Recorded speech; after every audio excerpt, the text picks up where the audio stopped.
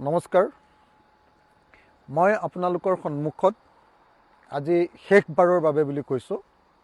অৰ্থাৎ ফাইনেল এটা চূড়ান্ত কথা জুবিন গাৰ্গৰ ন্যায় সম্পৰ্কত জুবিন গাৰ্গৰ চাৰ্জশ্বিট সম্পৰ্কত আমাৰ মৰমৰ জুবিনদাৰ চাৰ্জশ্বিট প্ৰদান সম্পৰ্কত মই এটা চূড়ান্ত বা শেষ বা সৰ্বশেষ কথাটো আপোনালোকৰ সন্মুখত আজি ক'ব খুজিছোঁ। মই স্পষ্টকৈ ক'ব খুজিছোঁ যে অসম চৰকাৰে যিখন চাৰ্জশ্বিট কালি প্ৰদান কৰিলে কোৰ্টত ছাবমিট কৰিলে এই চাৰ্জশ্বিটখন সঁচাকৈ জুবিন গাৰ্গক ন্যায় দিবলৈ কৰা চাৰ্জশ্বিট নহয়। এখন মেকিং এখন নাটক সৃষ্টি কৰি এখন চৰকাৰে কেৱল নিজক বচাবলৈ গৈ 2026 চনৰ নিৰ্বাচনৰ খাতিৰত কেইদিনমানৰ কাৰণে মানুহকেইটাক ধৰি ৰাখি তাৰ পাছত গোটেই কেছটোৰ পৰা এই অপৰাধীহঁতক এই অভিযুক্তসকলক মুকলি কৰি দিবৰ কাৰণে তৈয়াৰ কৰা এখন বেহু যাক তেওঁলোকে চাৰ্জশ্বিট নাম দিছে। গতিকে মই স্পষ্টভাৱে আপোনালোকক কেইটামান কথা শেষবাৰৰ কাৰণে ক'ব খুজিছোঁ। কিয় মই জুবিন গাৰ্গৰ ওপৰত অসম চৰকাৰ বা CID বা SIT দিয়া যিখন চাৰ্জশ্বিট এই চাৰ্জশ্বিটখনক মই কিয় শুদ্ধ সত্য আৰু ন্যায় দিব পৰা চাৰ্জশ্বিট নহয় বুলি কৈছোঁ।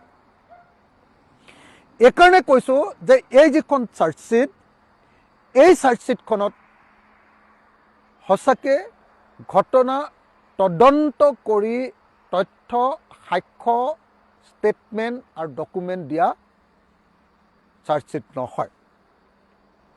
যেতিয়া এজন মানুহ মৰে তেতিয়াহ'লে এনকুৱাৰী অফিচাৰ যাক IO বুলি কয় বা CIO বুলি কয়, এনকুৱাৰী অফিচাৰে কি কৰে ঘটনাস্থলীলৈ অভিযুক্তবিলাকক ধৰি লৈ যায়। অভিযুক্তবিলাকক ধৰি লৈ গৈ যিটো ঘটনাস্থলী সেই ঘটনাস্থলীত ঘটনাটো ৰিক্ৰিয়েট কৰিবলৈ দিয়ে, কেনেকৈ হ'ল দেখুৱাই দিবলৈ দিয়ে, তাৰ ভিডিঅ' ৰেকৰ্ডিং কৰে, তাৰ ফটোগ্ৰাফ লয়, তাৰ ছবি আঁকে আৰু তাৰ পাছত কি কৰে এই গোটেই ঘটনাটোৰ এটা স্কেটছ মেপ তৈয়াৰ কৰে। কিন্তু জুবিনদাৰ মৃত্যুৰ ঘটনাটো ঘটিছে ছিংগাপুৰত আৰু এবাৰৰ কাৰণেও IO আৰু CIO মানে বুজিছে নহয়, ইনভেষ্টিগেটিং অফিচাৰ, আৰু CIO মানে চিফ ইনভেষ্টিগেটিং অফিচাৰ, তদন্তকাৰী বিষয়া আৰু মুখ্য তদন্তকাৰী বিষয়া এতিয়ালৈকে ছিংগাপুৰলৈ নগ'লে। সেইকাৰণে মই কৈছোঁ যে এই যিখন চাৰ্জশ্বিট দিছে এইখন হ'ল নগৈ গড়গাঁৱৰ বাতৰি দিয়া চাৰ্জশ্বিট। সেইকাৰণে মই কৈ আছোঁ যে ঘটনা ঘটিছে ছিংগাপুৰত, তদন্ত কৰিছে দিছপুৰত। আৰু এনেকুৱা ধৰণৰ নগৈ গড়গাঁৱৰ বাতৰি দিয়াৰ চাৰ্জশ্বিটেৰে পৃথিৱীৰ কোনো ধৰণৰ কেতিয়াও কোনো মানুহক শাস্তি দিয়াটো সম্ভৱপৰ নহয়। সেইকাৰণে মই স্পষ্ট ৰূপত ঘোষণা কৰিছোঁ যে পৃথিৱীৰ ভিতৰত আজিলৈকে যিমানবিলাক চাৰ্জশ্বিট দিছে এই চাৰ্জশ্বিটবিলাকৰ ক্ষেত্ৰত এইখনেই একমাত্ৰ চাৰ্জশ্বিট য'ত ঘটনাস্থলীলৈ নোযোৱাকৈ কাল্পনিকভাৱে, যাক ইংৰাজীত মিথ বুলি কয়, কল্পকাহিনী, য'ত নাটক তৈয়াৰ কৰি সাধু কথা তৈয়াৰ কৰি মিছা কল্পনাৰে কি কৰিছে এখন আপোনাৰ চাৰ্জশ্বিট তৈয়াৰ কৰি দিছে। গতিকে মই স্পষ্ট ৰূপত ঘোষণা কৰিছোঁ যে এইখন প্ৰকৃত সত্য তথ্য প্ৰমাণ থকা, প্ৰকৃত শুদ্ধ ডকুমেণ্টছ থকা, প্ৰকৃত মানুহৰ পৰা ল'বলগীয়া ষ্টেটমেণ্ট থকাকৈ তৈয়াৰ কৰা এখন চাৰ্জশ্বিট নহয়। এই চাৰ্জশ্বিটখন এখন মিথ বা কল্পকাহিনী, এটা সাধুকথাৰ সমষ্টি, আৰু সেইকাৰণে এই চাৰ্জশ্বিটখনৰ জৰিয়তে জুবিন দাক কোনোপধ্যে ন্যায় দিয়া সম্ভৱপৰ নহয়। দ্বিতীয় যিটো ভাইটেল কথা মই সদায় আপোনালোকক কৈ আছোঁ, সেইটো কালি অসমৰ মুখ্যমন্ত্ৰীয়ে স্বীকাৰ কৰি দিলে। কালি অসমৰ মুখ্যমন্ত্ৰীয়ে কেনেকৈ কথা সলাই আছে আপোনালোকেতো দেখিছে। প্ৰথমতে মই অসমৰ মুখ্যমন্ত্ৰীয়ে কেনেকৈ প্ৰথম কথাটো সলালে আপোনালোকক কৈ দিছোঁ। মই বাৰম্বাৰ কৈ আছিলোঁ যে বিদেশত ঘটনা ঘটিলে তেতিয়াহ'লে সেইটোৰ ওপৰত তদন্ত কৰিবলৈ প্ৰথমতে কেন্দ্ৰীয় চৰকাৰৰ অনুমোদন ল'ব লাগিব। আৰু সেইটো পাইৰৰ চেংচন, প্ৰিভিয়াছ চেংচন, আগতীয়া অনুমোদন ল'ব লাগিব অৰ্থাৎ চাৰ্জশ্বিট দিবৰ কাৰণে তদন্ত কৰিবৰ কাৰণে কেন্দ্ৰীয় চৰকাৰৰ পৰা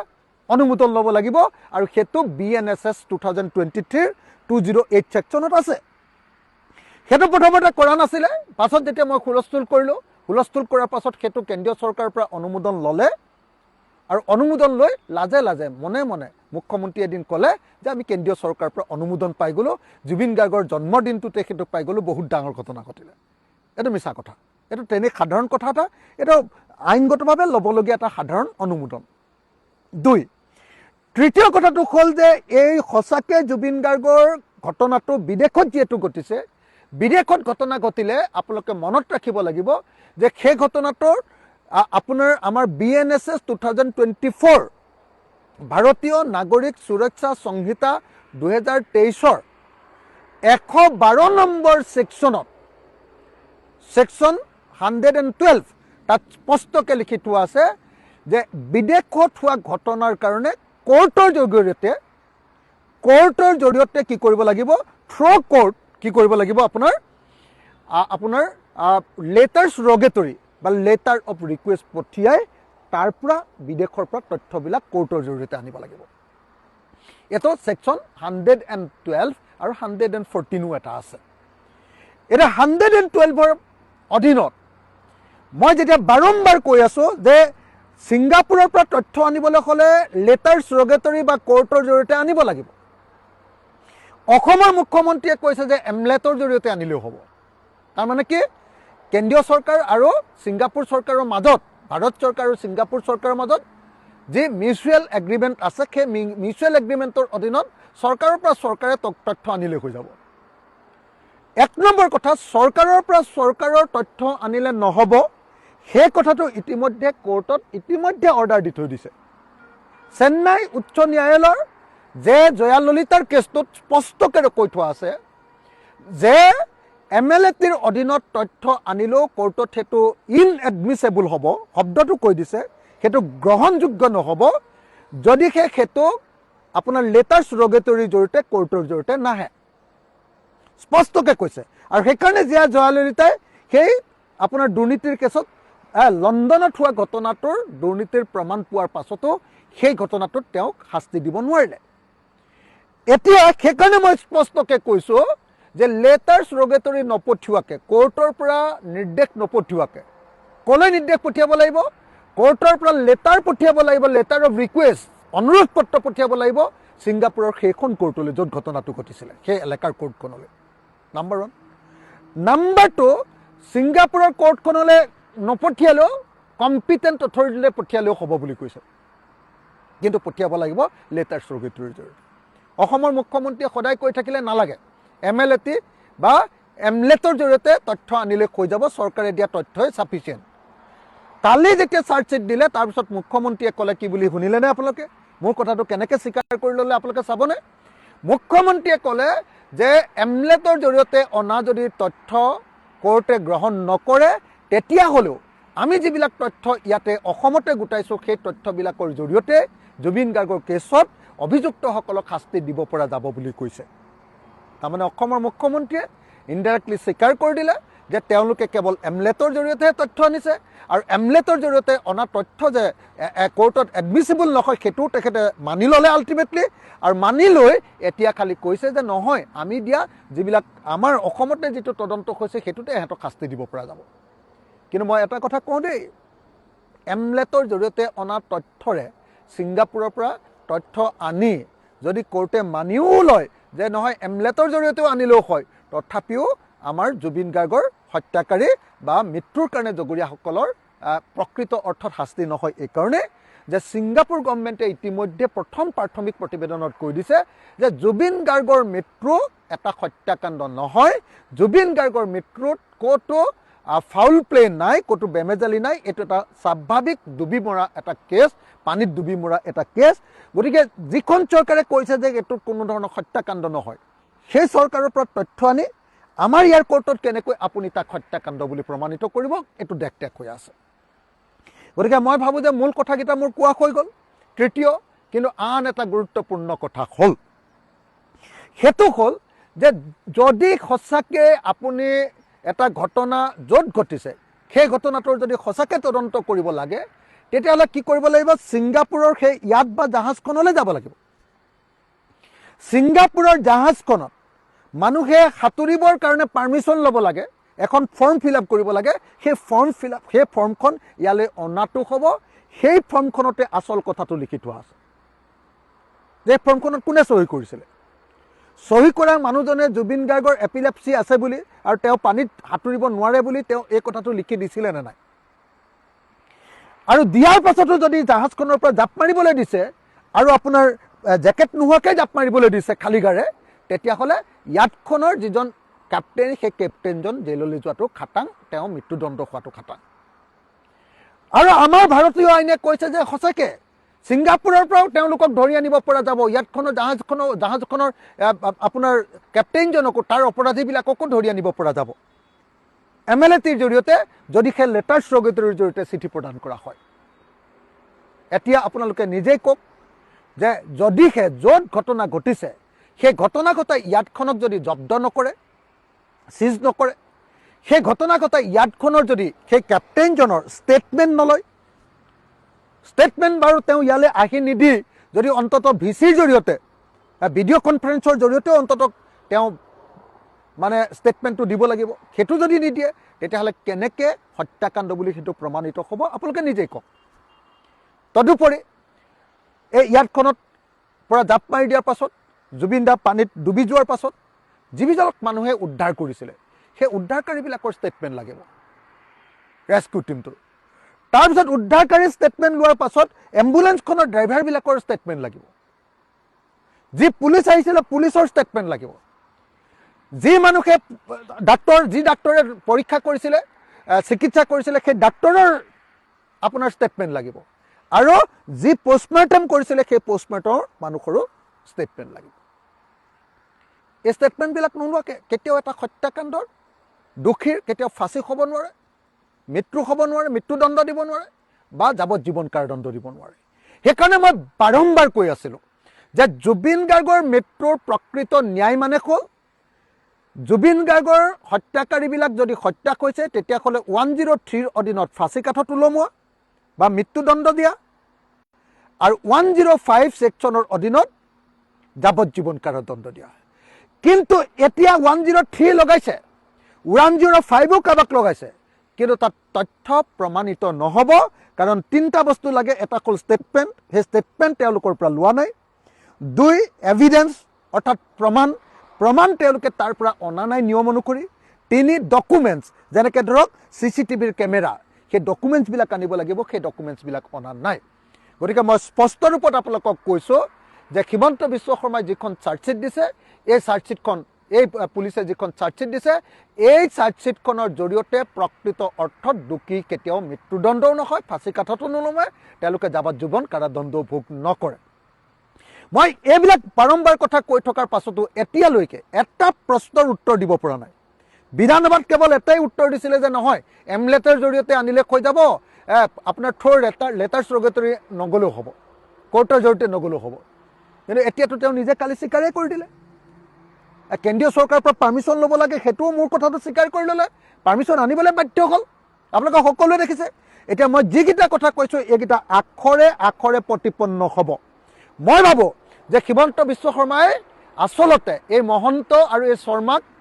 ফাঁচি দিবৰ কাৰণে এই চাৰ্জশ্বিট দিয়া নাই তেওঁলোকক বচাবৰ কাৰণে এখন চাৰ্জশ্বিট দিছে আৰু তেওঁলোকক কৈ দিছে যে তোমালোকে আমাৰ 2026 চনৰ ইলেকশ্যনটো নোহোৱালৈকে তোমালোকে বেল পেটিশ্যন নামাৰিবা 2026ৰ ইলেকশ্যনটোৰ তাৰিখটোলৈকে তেওঁলোকক জেলত ৰাখিব তাৰপিছত যেতিয়া চাৰ্জ ফ্ৰেম কৰিবৰ কাৰণে কোৰ্টত যেতিয়া কেছটো যাব সেইদিনাই ধুবাং ধুবাং হৈ যাব কেছটো চাৰ্জ ফ্ৰেম কৰাৰ দিনাই এই কেছবিলাকত যে একো তথ্য প্ৰমাণ নাই লগে লগে চাৰ্জ ফ্ৰেম নকৰোঁ কোৰ্টে কৈ দিব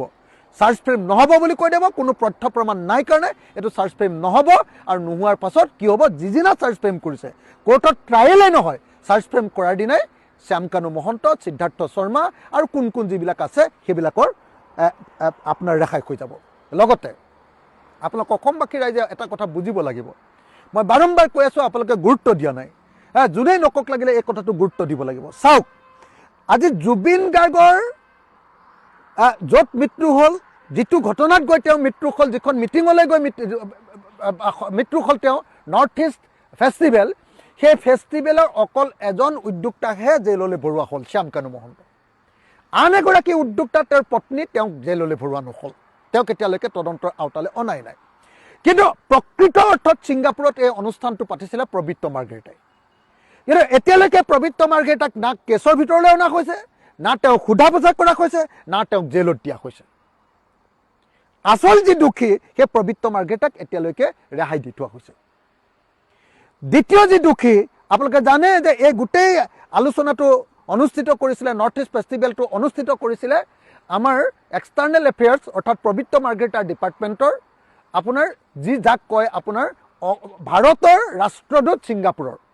ছিংগাপুৰত থকা ভাৰতৰ ৰাষ্ট্ৰদূতজনে তেওঁক যদি এই তদন্তৰ আওতালৈ নানে, তেতিয়াহ'লে কেতিয়াও এই তদন্ত শুদ্ধ হ'ব নোৱাৰে, সত্য হ'ব নোৱাৰে, কেতিয়াও প্ৰকৃত ঘটনা পোহৰলৈ নাহে।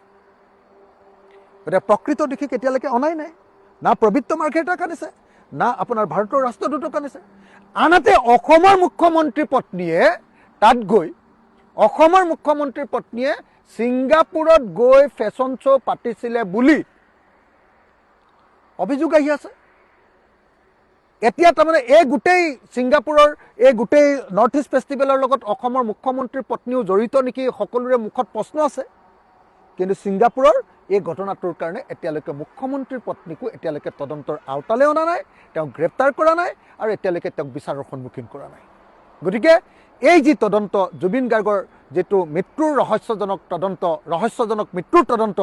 বা হত্যাকাণ্ডৰ যি তদন্ত, এই তদন্ত ভেকু ভাওনা। সেইকাৰণে মই কৈছোঁ যে এইখন চাৰ্জশ্বিট নহয়, এইখন 2026 চনৰ নিৰ্বাচনৰ হিমন্ত বিশ্ব শৰ্মাৰ নিৰ্বাচনী ইস্তাহাৰৰ অংশ। আৰু এই ইস্তাহাৰখন এইকাৰণে প্ৰকাশ কৰি দিছে যে জুবিন দাৰ মৃত্যু ঘটালে হিমন্ত বিশ্ব শৰ্মাৰ শাসনকালত, আৰু হিমন্ত বিশ্ব শৰ্মাৰ শাসনকালত জুবিন দাক মৰিবলৈ এৰি দি এতিয়া নিৰ্বাচনৰ সময়ত গাঁৱৰ ৰাইজে, নগৰৰ ৰাইজে, আপোনাৰ চাহ বাগানৰ ৰাইজে জুবিন গাৰ্গক কিয় মাৰিলি, তই কিয় একো নকৰিলি বুলি হিমন্ত বিশ্ব শৰ্মাক ধৰে বুলি ভাবি তাৰ পৰা ৰেহাই পাবৰ কাৰণে এইকেইদিনৰ কাৰণে এখন কল্পকাহিনী, এটা সাধু কথাৰ কাহিনী তেওঁ দি সেই মানুহকেইজনক কেইদিনমানৰ হাজতত, জেল হাজতত বুলি কয়, জুডিচিয়েল কাষ্টডিত ৰাখে, তাৰপিছত তেওঁলোকক এৰি দিব। আৰু সেইকাৰণে মই ইমান দিন ধৰি সৰব হৈ আছোঁ, সজাগ হৈ আছোঁ, মাত মাতি আছোঁ। আৰু এই মাত মাতি থকাৰ পাছত কোনোবাই যদি বেয়াও পায়, আনকি পৰিয়ালৰ মানুহে বেয়া পালেও, যদি জুবিন দাৰ পৰিয়ালৰ মানুহেও বেয়া পায়, তথাপিও মই মাত মাতি যাম আৰু যাম।